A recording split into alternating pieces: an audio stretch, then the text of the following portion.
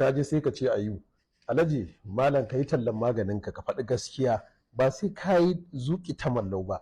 Malam idan ka yi amfani da wannan maganin, idan ka yi amfani da wannan gadalin, za ka yi jima'i so 10 cikin dare, za ka yi jima'i so 7 cikin dare. Idan ka ba sai ka ce ayu, ko ayu yana yin so 10 ne?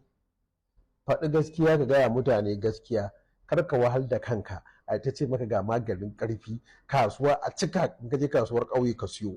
Mu masu bayani mu ce ga magani ka biyo mu da Allah ba mu maganin ƙarfi. Kar ka wahal da kanka ɗan adam. Ɗan adam Allah ya halicce ka da yanayin ƙarfinka da yanayin kuzarinka.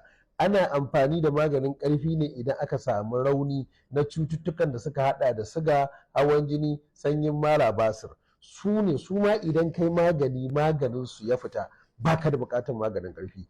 Haɗa wannan shayin ka rika sha ya wadatar da kai. Duk wanda zai ce maka ga maganin karfi, wannan maganin kaza kaza zai kai kaza sai kai kaza, dan uwa haɗa wannan haɗin da zan gaya maka, wallahi ya zama maka daman wala haman, ya zama maka koyaushe za ka rika amfani da shi.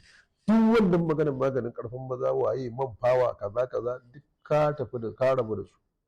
Abubuwa guda 4 rak za ka rika haɗawa kullum da safe ka sha. Idan saurayi ne kai ɗan shekara 30-25, za ka iya yi da safe sau 1. Idan kuma shekaru sun kai 50 abin da ya sama, za ka iya sha sau 2. Ga su kamar haka. Na farko ka samo garin namijin goro.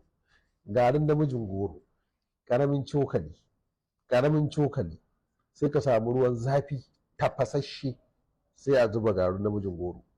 Shikenan sai a ɗauko lemun tsami ƙwara 1, ƙara 1 ƙaramin nan, sai a yanka shi, sai a matsa, sai a samu zuma mai kyau sahihiya cokali 3, sai a zuba.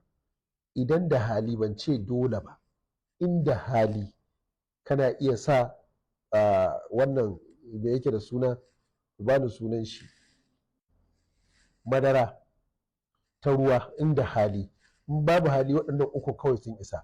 Garin namijin goro, zuma, lemun tsami a ruwa mai zafi, sai ka yi yadda ka san shayi haka yake. Inda hali a sa madara ta ruwa, in babu hali Nescafe kaɗan kamar rabin ƙaramin cokali sai a haɗa.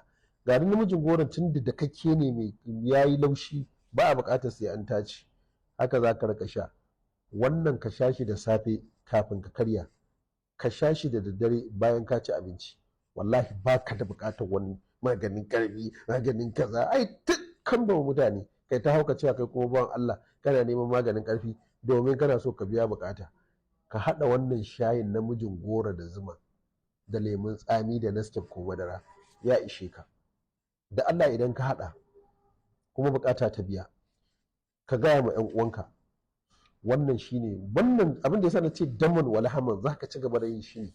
Ba magana wai ai kwana 1 kwana 2 a bari, a'a, ya zamanto zai shiga cikin jininka, zai zauna a cikin jininka, zai zauna a cikin jikinka. Za ka taimako cikin yarda Allah.